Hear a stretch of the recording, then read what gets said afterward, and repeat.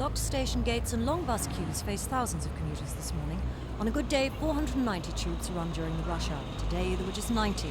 There's no service at all on the Bakerloo, Piccadilly and District lines, hour-long delays on the Metropolitan, and no service on the eastern side of the Central line. Elsewhere, it's heavily restricted. Most people seem resigned to being at least an hour late for work. I think it's absolutely disgusting. It's the same old story. Minority rule's okay. Stopping decent people from doing a decent day's work. How late are you going to be? Well, I'm over an hour late now. I'm even wondering, is it worth going in? Well, it will make me extremely late because, in fact, I shall have to go by bus. There wasn't a bus when I came past the bus station. And I've got to get to Farringdon. There's no District line. And as far as I can tell, I couldn't even get to King's Cross. The roads bore the brunt of it, with the worst traffic jams to the north of London. Those who made it to the centre of town by British Rail still faced a struggle to the office. Well, first of all, late. And secondly, there are an awful lot of people left at St Pancras still queuing. It's absolutely impossible. Well, we tried to get the tube at the bank, and we had to come back on the train, Cannon Street, down to London Bridge, up to try and get a bus. Hopeless, isn't it? How late are you? About an hour. It's terrible, isn't it? London Transport brought in today's new schedules, reducing some peak services because of the general move away from the tubes. They had 12.5 million customers a week in 1971. That dropped to 10.5 million a week last year, and dropped again since the fare's fare policy was stopped by the law lords. The NUR don't believe cuts will bring people back to the tubes. They say they're not against rescheduling as such, pointing out that the Victoria and Jubilee lines have had new schedules since the end of the year, but brought in for other reasons. And those are the only two lines operating normally today. Until the two sides agree to talk, most tubes will be kept in their depots, at least for this evening's rush hour. Tricia Ingram's Thames News. 2 words in a locked underground station tell the story. The NUR decision to pull out all their members effectively closed down the network. The Transport Secretary, David Howell, already keen to take London Transport away from the GLC, sees the latest disruption as even more reason to do so. I happen to believe that it is perfectly possible, with the present substantial levels of subsidy, to provide a good service for the future, more efficient and better tailored to London's needs. I've said to the GLC, if they can come forward with proposals to do this, let them do so and let us work them out together. If there are any problems about the law and all that, the government would look at the situation to see if they need changing. But rarely, when you hear direct encouragement for industrial action, which is on a very slim basis, which has caused all this chaos, one is forced to wonder what it's all about. This afternoon there was a patchy return to service on the Victoria line. But now bus services are threatened as union men meet to decide if they'll call out their members. Simon Westcott with the London commuters. The final straw for unions was London Regional Transport's confirmation that 6,000 jobs will be axed over the next 3 years. With British Rail's closure of Marylebone Station and possible cutbacks at other London termini, unions got together today to hit back. Stage 1 will be on September the 12th, a 24-hour strike on tubes, buses and trains in London. Stage 2 is a non-cooperation policy from BR staff nationally from September the 10th. Ray Buckton's union, ASLEF, represents railway workers and many tube drivers as well. We are convinced that the commuters of London and people coming in from the south and all over into London each day, who are now suffering from the last cutbacks, packed trains, travelling like cattle sometimes, we believe it's all wrong. Safety's been impaired. The whole conditions of service of the workers is being impaired. And as far as they're concerned, they're saying enough's enough. Public join us in trying to say to these people, enough's enough.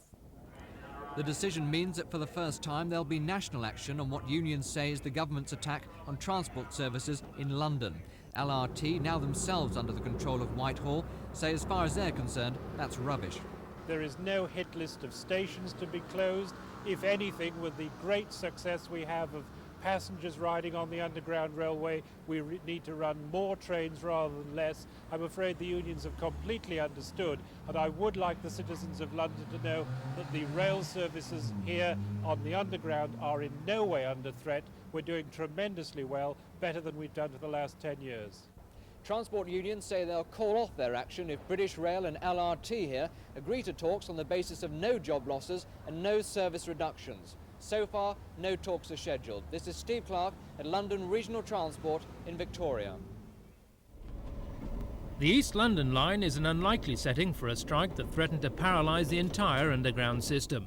3 or 4 trains an hour potter up and down the 4-mile stretch between New Cross south of the river and Shoreditch in the East End.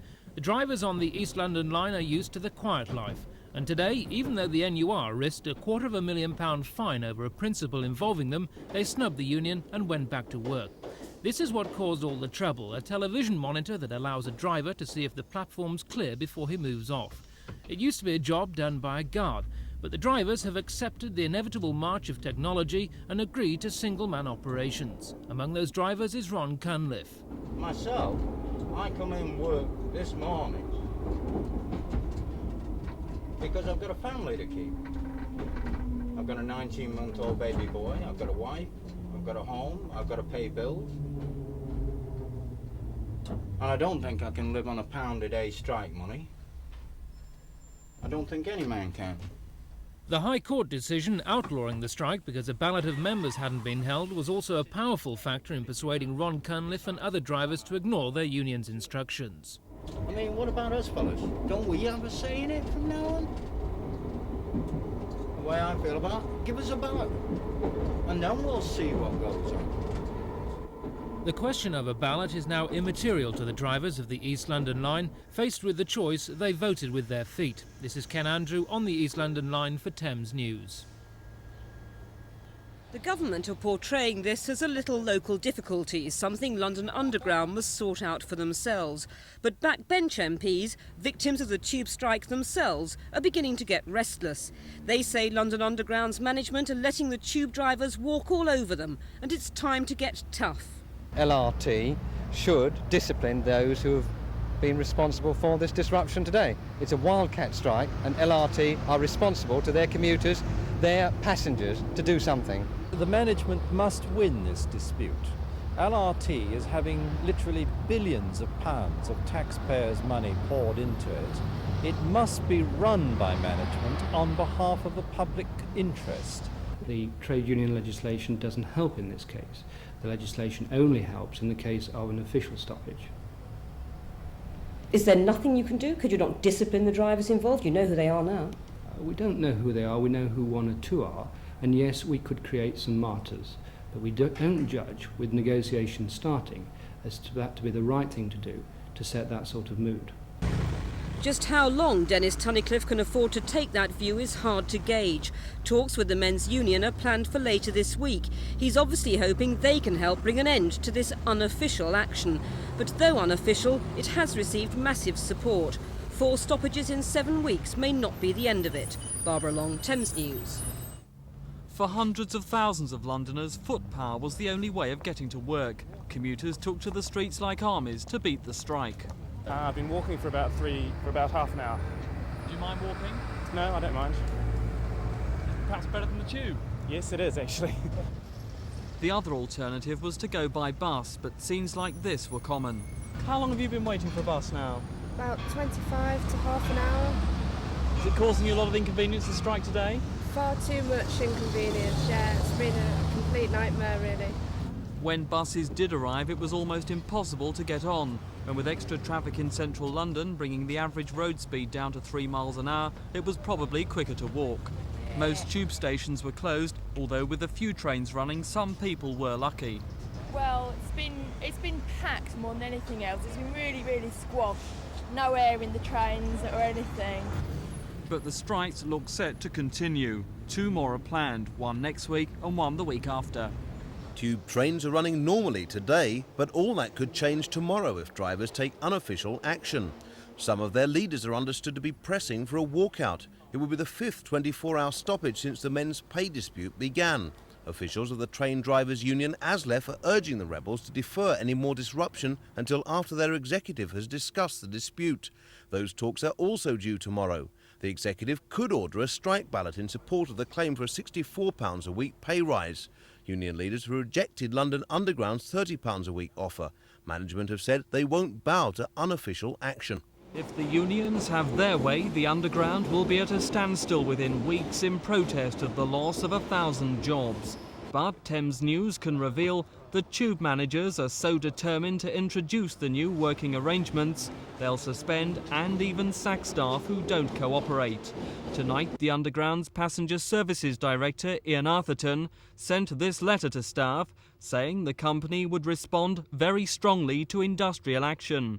It says strikes and refusals to work new rosters will result in disciplinary action, suspension and ultimately dismissal.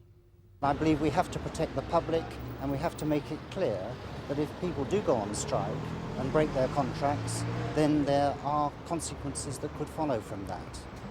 And that could be even losing jobs? It could certainly be suspension. At the end of the day, yes, it could possibly be a loss of jobs. This letter proves that London Underground have, right from the start of this argument, been either trying to intimidate our members or frighten them into taking some form of unofficial action, which I think our members, as responsible people, will conduct themselves in a normal way and be involved in the ballot that we're now running. The staff are not going to lose their employment, they are not going to lose money as a result of the changes we are making. Now, we have been criticised, wrongly I believe, on grounds that we are reducing safety.